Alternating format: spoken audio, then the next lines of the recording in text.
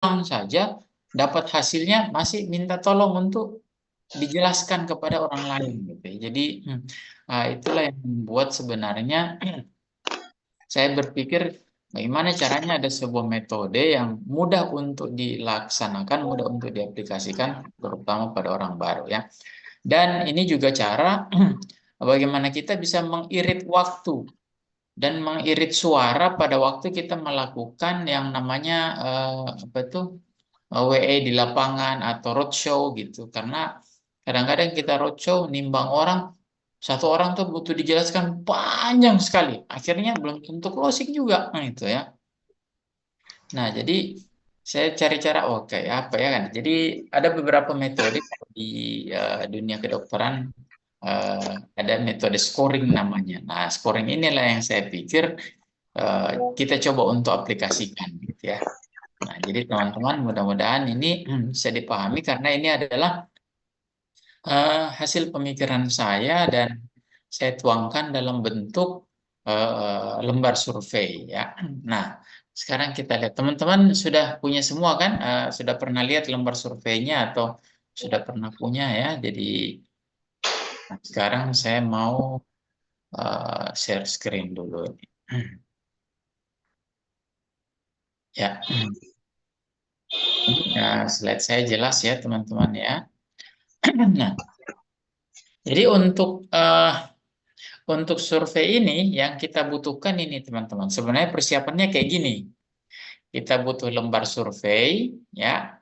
Nah, kita butuh lembar surveinya, kemudian ada papan jalan, pulpen ini kalau bisa dua warna, ya, supaya hasilnya jadi lebih menarik. Ada hitam dan merah. Kemudian kita butuh timbangan Tanita. Boleh tidak, gitu ya, atau timbangan yang sejenisnya yang bisa memberikan angka-angka komposisi tubuh ya seperti timbangan-timbangan apa tuh digital yang punya koneksi dengan Bluetooth melalui handphone. Nah, itu juga bisa kita pakai. Yang penting ada barang itu ada. Ya, caranya isi data awal dengan pulpen hitam. Ya, saya kasih lihat dulu lembar surveinya kayak gini ya teman-teman. Nah ini lembar sebelah kiri. Jadi ini sebenarnya bukan satu lembar, dia ada tiga lembar teman-teman ya. Yang pertama adalah metode surveinya, kemudian yang kedua lembar pertama yaitu lembar survei dan lembar kedua adalah hasil dari apa namanya nilai normal ya, nilai normalnya seperti apa. Nah, jadi kalau kita lihat di sini ini seperti oleh ini harus ditulis nama siapa yang menimbang gitu ya, tanggal penimbangan. Kemudian ini nama responden kita, nama, umur, dan nomor telepon. Ya, kemudian ada tiga kelompokan pertanyaan. Kalau yang ini diisi dengan tinta hitam, ini diisi dengan tinta hitam juga. Ini hitam-hitam, selebihnya ini merah, teman-teman. Nah, kemudian ada tiga kelompokan pertanyaan. Yang pertama adalah kebiasaan. Ini yang tiga pertanyaan pertama itu adalah kelompok pertanyaan tentang kebiasaan. Yang kedua adalah hasil analisa tubuh. Jadi badannya ini komposisinya tubuhnya seperti apa dan status fungsional ini memprediksi fungsi-fungsi tubuh kita. Ya, memang banyak sekali pertanyaan. Sebenarnya ada 15, tapi saya pikir ini terlalu banyak. Nanti saya coba ringkas jadi 10 aja yang menempati 10 peringkat pertama dari prediksi status fungsional tubuh manusia. Ya. Nah, kemudian jadi angka-angka ini kita centang ya, kita centang apa yang kita dapatkan dari hasil itu. Nah, ini diisinya pakai tinta merah, yang ini pakai tinta hitam ya. Nah, sekarang bagaimana cara pengisiannya? Kalau di kolom pertanyaan pertama, ini yang apa namanya, apakah Anda ataukah ini adalah sebuah pertanyaan tentang kelompok pertanyaan tentang kebiasaan hidup sehat. Hanya tiga aja yang saya ambil gitu ya. Nah, kalau tandanya merah, di sini ada merah, garis merahnya, apa bulatan merah, berarti kalau jawabannya negatif, itu kita centang satu di sini. Kalau jawabannya negatif ya. Tapi kalau jawaban semuanya positif, tidak dicentang. Misalnya, apakah Anda sarapan setiap pagi? Kalau tidak, berarti dicentang. Ya, ini negatif berarti dia harus dicentang kalau jawabannya negatif. Ya, kalau dia jawabannya iya berarti tidak dicentang, tidak dicentang. Atau boleh dikasih garis strip saja. Ya, bisa kita kasih garis datar saja ataukah tidak dicentang. Ya, yang dicentang hanya jawaban yang dia jawab tidak. Negatif itu berarti yang kita cari adalah jawaban tidak. Ya. Sedangkan yang kolom pertanyaan di bawah ini dicentang kalau jawabannya ya. Ya, jadi ini status fungsional tidak ada tanda merah berarti kalau dia jawab ya, itu berarti kita centang gitu ya. Apakah Anda mudah merasa lapar dan haus? Ya, berarti centang. Kalau dia yang di atas ini, apakah Anda minum air putih 8 gelas per hari atau lebih? Ya, berarti tidak dicentang. Jadi bedanya di sini yang kita cari jawaban negatif, di sini jawaban tidak. Di sini yang kita cari adalah jawaban ya.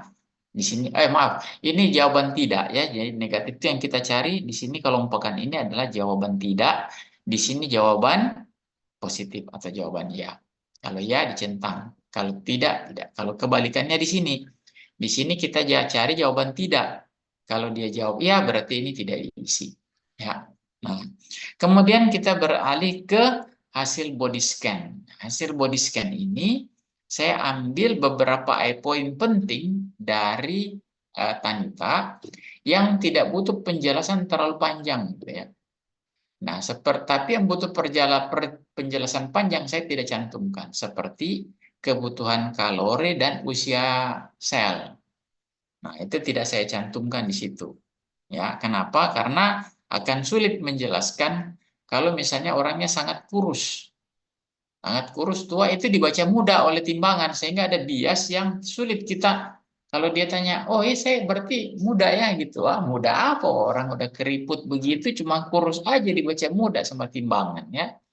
Gitu sehingga mencegah bias itu saya hilangkan ya. Jadi di sini khusus untuk hasil body scan yang kita cari adalah yang negatif untuk diberikan centangan. Jadi kalau misalnya hasilnya di luar normal, di bawah normal ataupun di atas normal, kita kasih centang, centang, centang, centang gitu ya. Hanya ada 1, 2, 3, 4, 5, 6 saja yang kita nilai di sini. Oke. Nah, bagaimana cara mengisinya supaya gampang?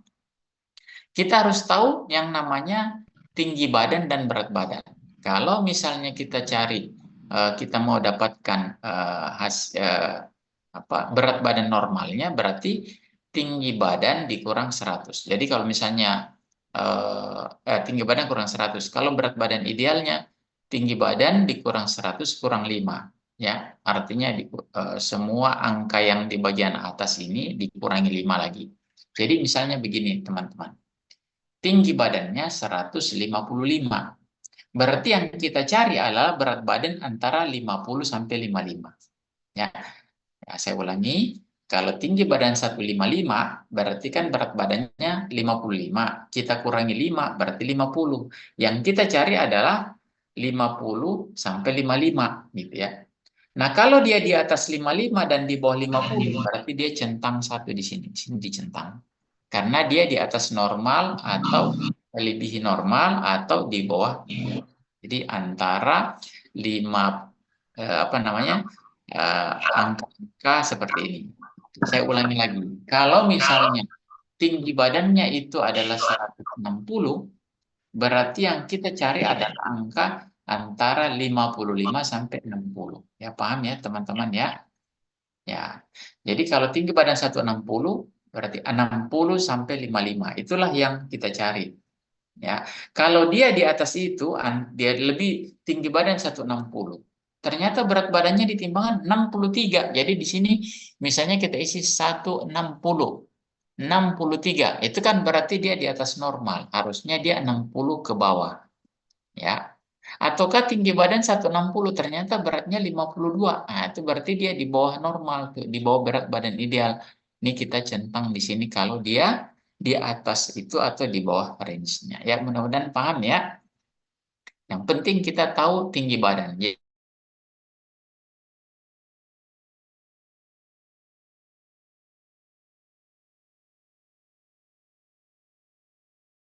panjang sekali. Nah, saya coba rangkum menjadi hanya 6 kelompok di sini. Jadi antara pada wanita 18 sampai 35 range-nya di sini, kalau 36 sampai 50 di sini. Jadi kita pakai ikut range ini, tidak bukan tabel yang terlalu ribet. Ya, jadi saya ambil rata-ratanya di sini seperti ini. Ya. Nah, kemudian kalau misalnya ternyata dia adalah seorang wanita. Ini juga ada gambar perempuan dan laki-laki. Ini dicentang di kepalanya Bapak Ibu ya. Jadi saya tidak tulis laki-laki atau perempuan.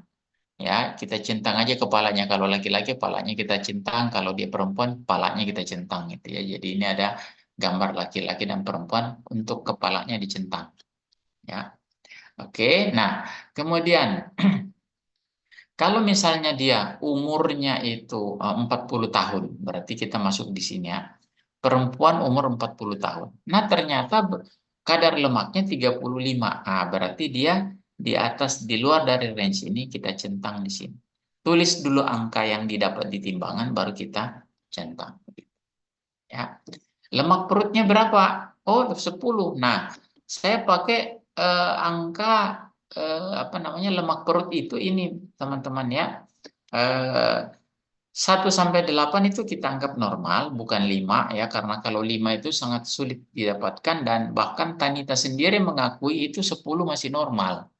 Ya, jadi ada timbangan Tanita itu brosurnya di dalam saya coba buka, saya lihat ternyata Tanita itu menganggap 1 sampai 10 normal gitu ya. Jadi jangan sampai kita terjebak di situ. Makanya saya turunkan sedikit skalanya 1 sampai 8 dan kalau lebih 9 ke atas tidak normal. Jadi kalau dia 10 lemak perut ditulis 10 baru kita centang di sini. Tapi kalau dia 6 lemak perutnya 6 ditulis 6 tidak dicentang gitu ya. Jadi kalau normal tidak dicentang. Hanya yang tidak normal berdasarkan angka logo apa namanya tanda negatif ini berarti yang tidak normal yang kita centang ya. Nah, bagaimana dengan massa tulang ini sama dengan yang ada di lembar WE kita, saya tidak apa namanya rubah ya. Nah, ini massa otot yang tidak ada nih teman-teman. Massa otot ini kita harus pakai matematika sedikit ya. Jadi massa otot normal itu lebih dari 70% dari berat badan. Jadi kalau misalnya massa ototnya itu 50, berat badannya 50, maka yang kita harapkan adalah massa ototnya di atas 35%. Di atas 35 kilo. Di atas 35 kilo. Jadi kalau berat badannya misalnya berapa tuh? 100. Nah, berarti kita harapkan massa ototnya di atas 70. Kalau di bawah 70, berarti dia centang 1. Ya, artinya berdasarkan berat badan. Bagaimana caranya tahu? Ya, memang ini butuh kalkulator sedikit, tetapi insya Allah perlahan-lahan nanti akan bisa cepat. Kalau saya sih biasa pakai pembulatan saya biar gampang hitungnya. Misalnya 49 beratnya, oh berarti saya ambil 50 aja dikali 30, dikali 70% berarti 35 kilo ya. Nah, kalau tidak tahu cara mengisinya lebih bagus dikosongkan. Tidak usah diisi. Isi angkanya tapi tidak usah dicentang. Ya, daripada kita asal centang, ntar dia nanya lagi. Nah, ternyata kita salah hitung ya. Bagus jangan dicentang. Oke. Nah, kemudian kadar air. Kadar air itu saya pakai kadar dari beberapa buku panduan. Wanita itu lebih dari 50 dan pria lebih dari 55. Nah, inilah patokan-patokan kita untuk mengisi hasil body scan. Ya. Dan ini bukan dalam satu lembaran, teman-teman. Ini yang kanan itu lembarnya terpisah. Jadi ini tidak boleh diberikan kepada konsumen kita. Ini hanya untuk kita saja. Tidak boleh kita berikan. Yang kita print hanya yang ini, teman-teman. Yang sebelah kiri. Yang sebelah kanan itu hanya print 1, laminating, selesai. Tidak boleh kita berikan kepada konsumen. Ya. Hanya yang sebelah kiri. Dan yang sebelah kiri, setelah diisi, hitung centangannya, berapa semua centangan yang ada di sini dan di sini, kemudian kita tulis di sini, teman-teman. Misalnya, hasil centangannya itu adalah 10, berarti tulis angka 10 di sini, Kemudian kita lihat 10 tuh antara 9 sampai 19. Oh Pak, Bapak skornya 10 nih. Anjurannya butuh kursus pola makan 30 hari. Nah ini maksudnya closing VIP 30. Jadi kita arahkan dia untuk ngambil VIP 30 gitu ya. Jadi seperti itu cara pengisiannya teman-teman. Nah, kalau dia mau pulang nih. Ini digunting teman-teman, digunting, dipotong, dipotong ya, disobek tapi rapi gitu ya. Ini yang bisa dibawa pulang oleh konsumen kita adalah yang bagian bawah, yang di atasnya jangan. Ini menjadi data kita. Ya, jadi tidak ada salin ulang, biar praktis, biar cepat. Maksudnya apa? Dia akan penasaran dengan hasil pemeriksaan kita dan dia akan datang kembali sama kita. Ya, jadi jangan bikin dia merasa puas dengan hasil laboratorium. Anggap orang kan kalau dapat hasil laboratorium sudah pulang ya. Kadang dilihat, kadang tidak mau hubungi dokter lagi enggak. Yang penting dia sudah merasa nyaman punya hasil laboratorium ya. Tetapi kalau hasil itu tidak kita perlihat, tidak kita serahkan kepada dia, dia akan cari kita. Jadi yang dia bawa pulang hanya hasil skor ya, hasil skor 10, kemudian 9 sampai 19 ini kita lingkari supaya inilah menjadi fokus penglihatan dia. Jadi mindsetnya kita bawa dia ke situ, ke angka ini. Ya, skor 10 ini 9 sampai 19 kita lingkari. Nah, yang dia bawa pulang hanya nama kita sama nomor telepon teman-teman. Di samping ada 7 poin yang bisa dia konsultasikan apabila dia butuh kita. Oh, ternyata ada sarapan sehat ya. Saya mau ini aja deh. Jadi ini bagaikan kayak kartu nama aja nih bagi dia teman-teman ya. Bagaikan kayak kartu nama, ini skornya, terus itulah kita berikan. Ini teman-teman jangan hilang. Kenapa? Pada waktu dia datang kembali sama kita, yang bagian atas ini jangan hilang. Karena waktu dia datang sama kita langsung buka datanya. Oh iya, kemarin ibu ini ya yang punya masalah di lambung. Nah, jadi kita kelihatan sebagai seorang profesional yang punya datanya ini. Tapi kalau ini kita berikan sama dia dan dia hilangkan, akibatnya kita harus ngisi ulang lagi, teman-teman. Waktu pertemuan ulang di MC atau di mana gitu. Waktu kita mau closing gitu. Ya, jadi ini jangan dia bawa pulang, resiko hilang dan akhirnya kita harus harus periksa ulang, bikin survei ulang. Nah, kalau kita bikin survei ulang, jawabannya udah dia bisa rubah gitu. Ya, jadi kalau bisa pertama kali dia baca langsung isi itulah ya jawaban yang paling jujur. Ya. Tapi kalau misalnya yang berulang, dia akan apologi. Kayaknya enggak kemarin itu saya salah isi. Jadi dia akan buat jawaban-jawaban yang menyenangkan hatinya. Gitu ya. Jadi ini harusnya diisi hanya pada pandangan pertama. Pertemuan pertama dan tidak pada pertemuan ulangan. Ya. Oke, nanti sebentar kita diskusi ya, teman-teman ya. Oke. Nah, sekarang pertanyaannya. Apa maksudnya kita mengisi ini ini kebiasaan ya. Jadi kebiasaan ini adalah memprediksi dia sehari-hari itu seperti apa sih gitu. Seperti apa sih kebiasaan hariannya dan memang ini adalah kebiasaan yang sederhana yang harusnya semua orang melakukan ya. Harusnya semua orang melakukan ini. Ya. Nah, kita penting ini. Kemudian yang namanya status fungsional ini mewakili beberapa organ, fungsi organ di tubuh kita. Ya, untuk memprediksi ini ada masalah apa enggak nih? Ya, kata Ayadius itu kan lembar WE itu adalah lembar untuk mencari masalah organ gitu ya. Jadi ini kita cari-cari masalahnya apa kira-kira ya. Nah, seperti mudah merasa lapar dan haus. Ini ya, mudah merasa lapar dan haus. Ini sasarannya ini kenapa saya tanyakan ini tujuannya untuk memprediksi pola sarapannya dia. Kalau dia sarapannya karbohidrat tinggi, akan mudah terasa lapar dan haus. Ini juga adalah prediktor awal. Jadi kita nggak tanya penyakit dia di sini, Bapak Ibu teman-teman. Tapi kalau dia jawab ya, dia centang, cobalah perkirakan. Nanti dalam diskusi Ibu kayaknya mungkin ada nggak diabetes, Bu? Gitu ya, karena mudah merasa lapar dan haus itu adalah gejala awal diabetes, teman-teman. Ya, mudah merasa lapar dan haus. Kalau dia bilang, tidak, saya nggak lapar, bukan apa namanya, saya nggak ada diabetes, tapi saya gampang lapar dan haus. Nah, baru kita alihkan. Tadi pagi sarapannya apa, gitu ya. Kalau sarapannya tinggi karbohidrat, nasi, mie, bakwan misalnya kan, itu pasti Bapak akan mudah melapar dan haus gitu ya. Itu adalah target di diskusi yang bisa muncul antara kita dengan konsumen di pertanyaan nomor 1 gitu ya. Nah, jadi itu yang kita mau cari adalah di sini, ingat teman-teman, dicatat bahwa pertanyaan nomor 1 ini untuk mengetahui apa jenis sarapan paginya, dan yang kedua adalah dia ada diabetes atau tidak, gitu ya.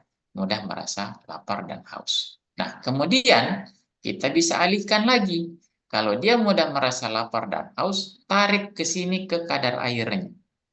Wah, iya Bu, pantas gampang lapar dan haus karena memang kadar airnya kurang, gitu ya. Jadi bisa kita arahkan ke situ. Jadi akan banyak diskusi dengan satu lembar ini, ya. Daripada kita capek mikirin ini, kita tidak tahu kebutuhan dia apa. Jadi di status fungsional kita berusaha mencari kebutuhan orang ini sebenarnya apa yang dia tidak pengen ungkapkan, tapi kita coba tebak-tebak, gitu ya. Nah, karena kalau di sini biasanya agak sulit ya, karena ini sifatnya agak eh, terlalu subjektif. Kadang orang tidak mau mengakui hasilnya ini dan dia merasa tetap sehat. Tapi kalau di sini ini adalah sebuah kelompokan pertanyaan yang nyata dia alami sehari-hari. Mudah lapar dan haus. Oh iya, betul. Nah, misalnya seperti itu. Oke. Kemudian mudah merasa lelah dan mengantuk walaupun baru selesai makan. Nah, ini kan ini untuk memprediksi yang namanya fluktuasi insulin darah, teman-teman. Atau apa namanya kan makanan yang dia konsumsi. Kalau tinggi karbohidrat juga akan seperti ini. Mudah merasa lelah dan mengantuk walaupun baru selesai makan, gitu ya. Nah, kemudian orang-orang yang mudah merasa lelah dan mengantuk walaupun baru selesai makan juga biasanya dia kurang olahraga. Nah, yang pertama kurang olahraga. Yang kedua kurang minum air putih.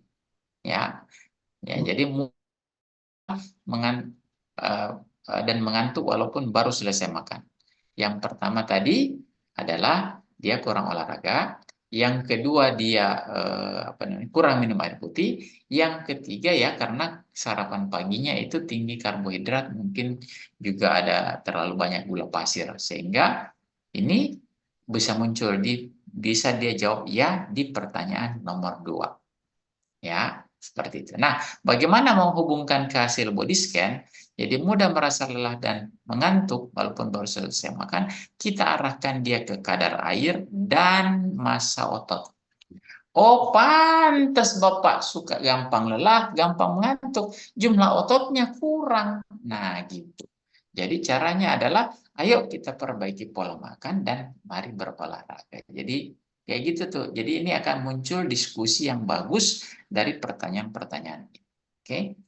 Nah, berikutnya, kurang minum tapi sering buang air kecil. Apa maksudnya ini, teman-teman? Kurang minum tapi sering buang air kecil. Yang pertama, kadar lemak terlalu tinggi. Nah, ini nih, apa namanya? Nih, kita masuk di lemak tubuh dan lemak perut. Oh, pantas banyak minum tapi gampang buang air kecil. Kenapa? Karena yang dia minum tidak tinggal di badan.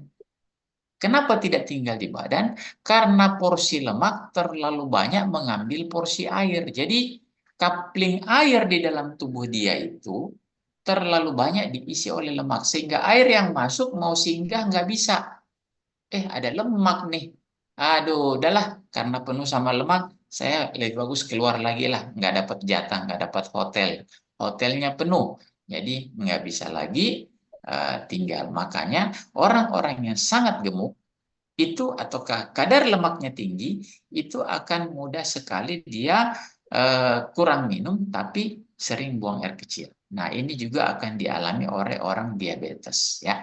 Jadi yang pertama kadar lemak tinggi, kemudian diabetes gitu ya. Ini akan dialami oleh orang lain. Bagaimana menghubungkannya ke sini? Hubungkanlah ke lemak tubuh kita. Baik Bu ya, lemak tubuh kita, lemak tubuhnya. Oh iya pantas. Ya, seperti itu. Oke. Kemudian berat badan naik 3 kg dalam 3 bulan. Nah, ini akan erat hubungannya dengan yang namanya pola makan. Ya, dia terlalu banyak makan karbohidrat apa macam-macam dan lain-lain. Yang kedua kurang olahraga, yang ketiga kurang minum air putih ya. Kalau kita sudah sering nih bisa membahas tentang kenaikan berat badan ya, mungkin dia kurang serat juga. Tetapi ada satu hal teman-teman yang biasanya itu dialami oleh orang-orang yang gampang naik berat badan itu adalah komposisi vitamin mineral dari makanannya. Ya, komposisi vitamin. Nah, jadi kita bisa aja bilang nih, dia gampang naik berat badan. Oh, mungkin dia banyak karbohidrat, terlalu banyak lemak dari makanannya, tapi kurang serat, vitamin dan mineral. Kenapa teman-teman? Vitamin dan mineral ini peranannya adalah membawa makanan yang kita makan itu menuju ke otot untuk dipakai bekerja menjadi energi. Tetapi kalau vitamin dan mineralnya kurang, itu kebanyakan makanan yang dia makan akan ngendap di lemak, gitu ya, menambah tebalnya lapisan lemak, tidak mengarah ke otot. Kenapa? Karena orang yang kurang vitamin mineral itu malas bergerak, teman-teman. Begitu dia malas bergerak, maka otot merasa tidak perlu tambahan tenaga, akhirnya otot bilang, aduh nggak usahlah ke sini, kita nggak dipandang, nggak bermanfaat di sini, pindah tempat aja, pindah ke lemak, tuh lemak nampung semuanya tuh. Nah, bertambahlah lapisan-lapisan lemak. Ya, jadi angka 3 kg dalam 3 bulan ini dasarnya sebenarnya tidak ada. Saya cuma berpikir bahwa yang masuk akal itu adalah 3 kilo dalam 3 bulan. Ya, naik 1 kilo dalam 1 bulan dan dengan konsisten setiap bulan itu sudah merupakan masalah dari pola makan. Ya, gitu. Nah, kemudian yang kelima, gangguan di lambung yang sering kambuh. Nah, ini bisa MAH ya, maksudnya MAH GERD gitu ya. Oh iya, satu lagi teman-teman, mohon maaf, saya kembali sedikit ke kurang minum, tapi oh iya, ini nanti penjelasannya di lambung saja. Oke, ya. Nah, gangguan di lambung ini yang pertama teman-teman itu bisa saja ada dua hal. Yang pertama itu adalah, tiga hal ya. Yang pertama itu adalah kurangnya konsumsi air putih. Itu yang pertama, kalau dia ada masalah di lambung. Kurang konsumsi air putih. Oke, kita tarik dia ke kadar air. Terus bilang, oh pantas Bu, ada masalah di lambung. Kenapa? Karena kadar airnya kurang. Kenapa kadar air menentukan kadar lambung? Kenapa? Karena air yang kita minum itu akan mengencerkan asam lambung, teman-teman. Jadi kalau dia kurang minum, itu akan gampang sekali mudah terjadi masalah lambung, gitu ya. Gampang sekali terjadi masalah lambung. Kenapa? Karena asam lambung asam lambung tidak pernah berhenti produksi, teman-teman. Dia terus keluar ya. Kalau kurang diencerkan dengan air putih, dia akan memakan dirinya sendiri. Nah, jadi pelan-pelan akan digerogoti dirinya sendiri. Makanya air putih itu harus terus ya. Bahkan cairan lambung sendiri ya butuh air gitu ya. Walaupun kita tidak minum, itu asam lambung akan berpadu dengan cairan lambung, nyatu kemudian dia keluar ke dalam lambung. Jadi Bapak Ibu teman-teman bisa bayangkan kalau asam keluar pekat, nggak ada air dari lambung itu sendiri, jadi dinding lambung ini mengeluarkan air juga tuh untuk mengantar si asam lambung masuk ke dalam lambung kita ya. Jadi ini dinding lambung kita, dia produksi namanya cairan, dan ada asam lambung di situ ikut-ikutan masuk ke dalam lambung kita. Nah, kalau kadar air kita kurang, maka asam lambung ini sangat pekat sekali. Ya, sehingga penting sekali memperbaiki asupan air kita. Ya, jadi kalau ada orang yang bercerita bahwa saya punya masalah lambung, coba, oh iya pantas kadar airnya masih kurang, Bu. Gitu ya. Kenapa? Karena ya asam lambungnya itu terlalu pekat karena kurang air, kan gampang penjelasannya ya. Bapak ada asam lambungnya terlalu tinggi sehingga terlalu pekat sehingga muncul tuh masalah di lambung gitu ya.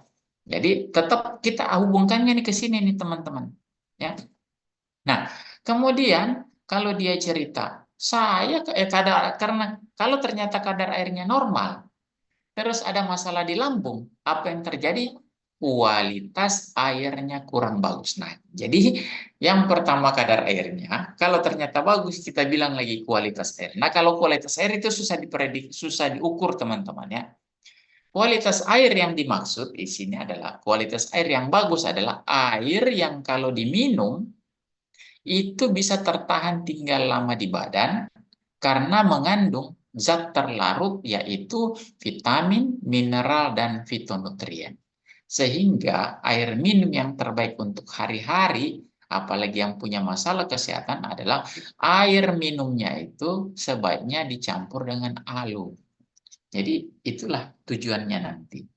Jadi kalau kita mau memblend di air, yang pertama kadar air, kalau dia ternyata normal, kita masuk ke kualitas airnya, ya, ya teman-teman. Nah, kemudian itu baru air, masalah lambung. Masalah yang kedua adalah pengosongan lambungnya terlambat, sehingga makanan di lambung terlalu lama, gitu ya.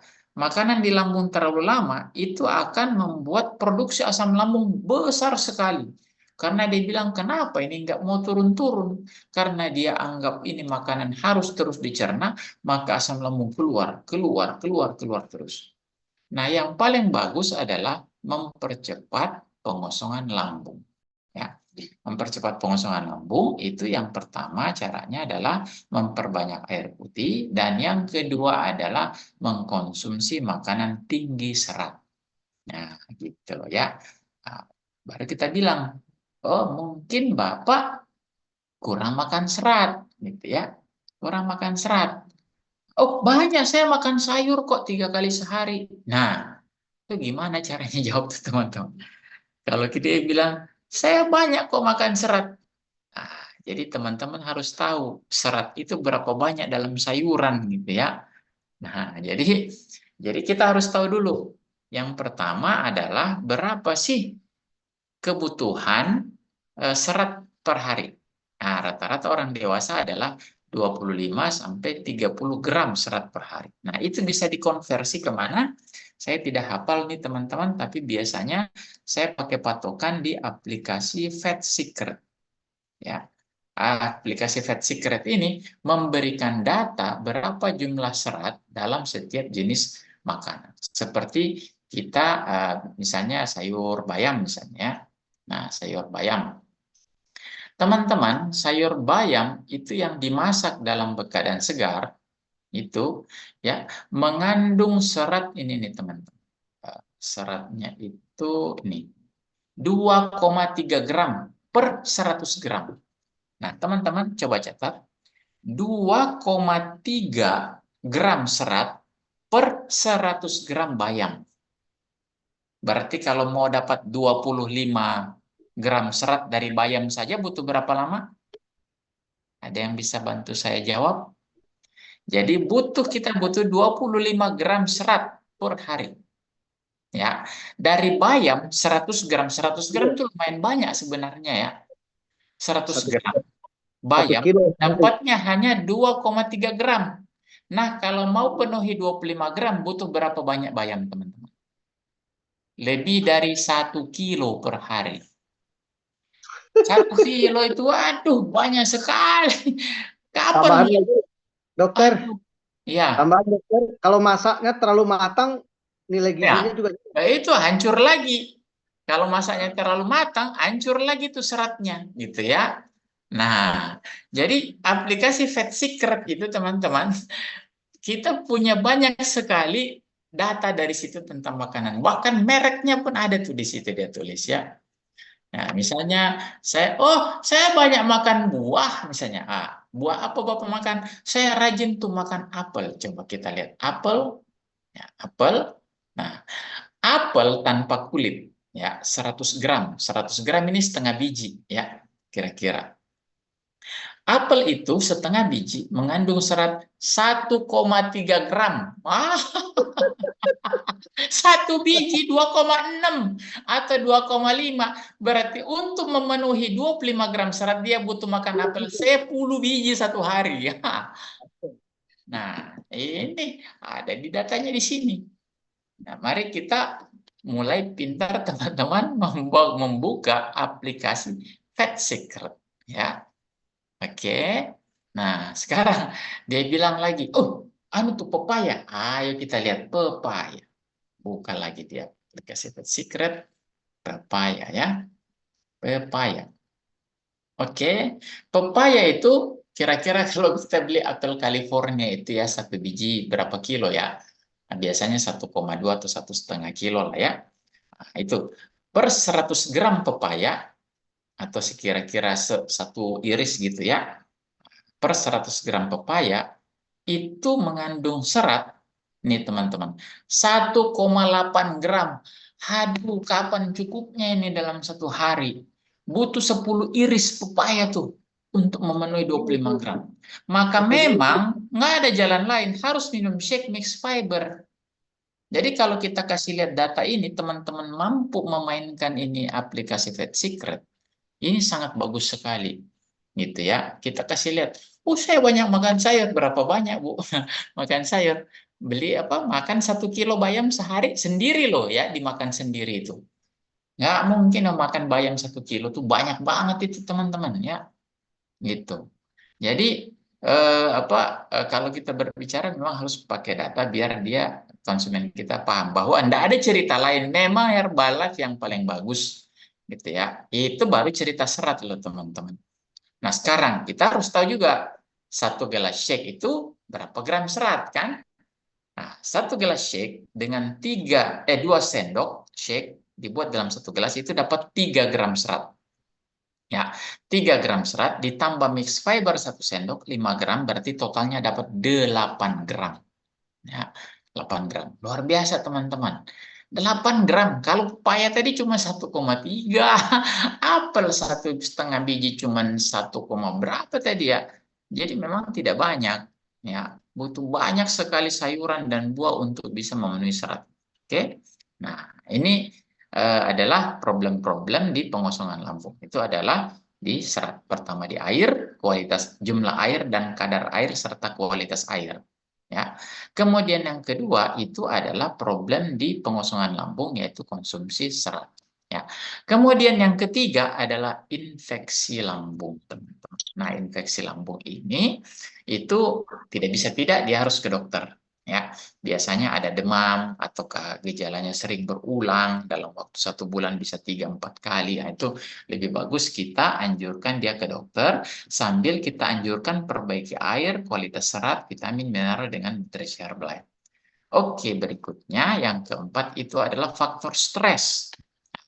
Kalau faktor stres, ya pertanyaannya dalam diskusinya, Bapak stres nggak? Wah jangan, pasti orang bilang tidak tuh.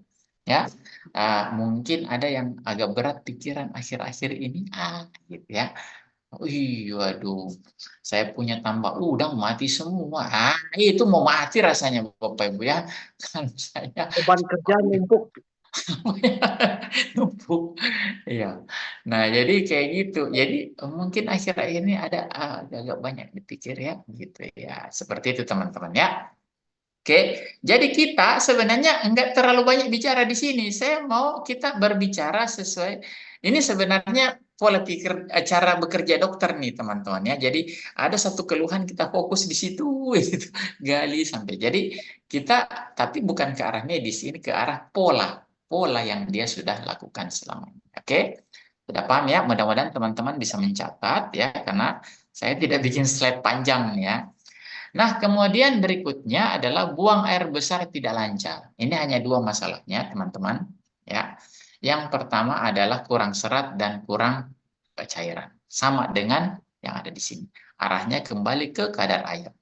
Beruntunglah timbangan Tanita itu punya kadar air dan banyak sekali orang bermasalah di kadar air dan ini adalah satu poin kemenangan kita. Kalaupun dia memang bagus kadar airnya, poin berikutnya yang bisa memenangkan kita dalam diskusi itu adalah kualitas air. Nah, itu ya, kualitas air minum. Dulu teman-teman, ada namanya air mineral. Kalau tidak salah dulu Aqua itu dia adalah masuk kategori air mineral. Sekarang tidak ada. Tidak ada mineral lagi dalam minuman-minuman sekarang teman-teman karena harganya mahal ya. Jadi air itu ya air tanpa tanpa zat terlarut gitu ya. Aqua itu sudah air tanpa zat terlarut sehingga dia bisa membuat hidrasi dalam tubuh kita tapi tidak sebagus kualitas air yang ada vitamin, mineral dan fitonutriennya. Makanya ya, kalau kita lihat materi-materi Dr. David Heber, materi-materi Dr. Luigi Gretten. Ya, saya suka tuh baca-baca ya. Apa dia bilang? Perbanyak makan buah untuk memperbaiki hidrasi tubuh Anda. Dalam hati saya pikir berapa kadar airnya? Buah. Kan? Ternyata bukan jumlah air yang mau dicari dari buah itu, tetapi yang mau dicari dari buah itu adalah kualitas airnya, teman. Ya, karena air dalam buah itu mengandung vitamin, mineral, dan fitonutrien untuk menghidrasi sel. Lain halnya dengan air aqua.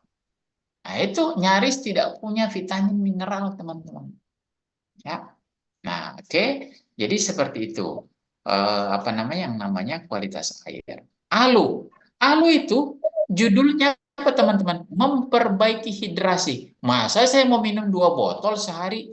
Ternyata maksud dari peneliti kita adalah konsumsilah alu supaya campuran alu dengan air akan memperbaiki kualitas air Anda untuk menghidrasi sel-sel tubuh kita. Luar biasa sebenarnya teman-teman ya. Oh, dokter herbal itu pinter-pinter lah. Mereka udah pikir jauh sekali, tetapi harus memberikan bahasa sederhana yang bisa dipahami dan tidak terjebak pada klaim medis. Nah, itulah yang apa namanya, yang apa saya sebagai seorang dokter karena saya tahu ini makna di balik itu apa, maka saya sampaikan di sini. Oke, paham ya teman-teman. Nanti sebentar kita boleh tanya jawab panjang. Nah, sering kram dan kesemutan di tangan dan kaki. Ini tolong dicatat, ada 3 masalah. Kalau dia sering kram kesemutan di tangan dan kaki. Yang pertama adalah masalah di pembuluh darah. Apa tuh? Pembuluh darahnya kaku. Nah, di sini closingnya sebenarnya adalah Nightworks, teman-teman ya. Ya, koleksinya Nightworks, Alu, dan Herbalife Line. Ini adalah melebarkan pembuluh darah dan mengencerkan darah.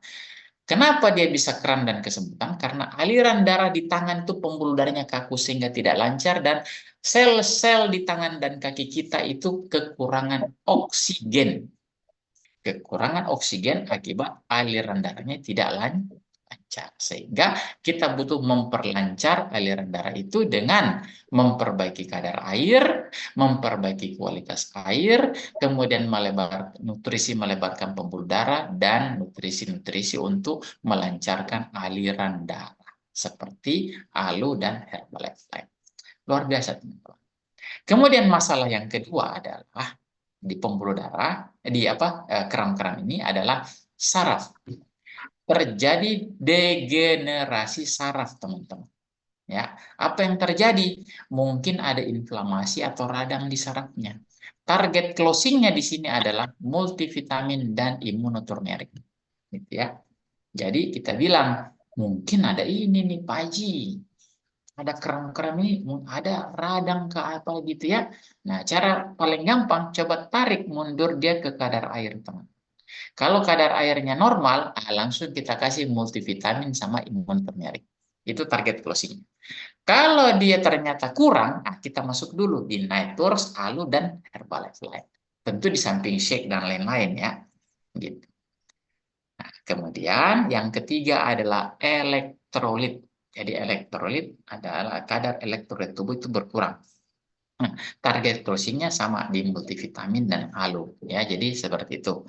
Jadi mungkin ada nih elektrolitnya kurang. Seperti apa?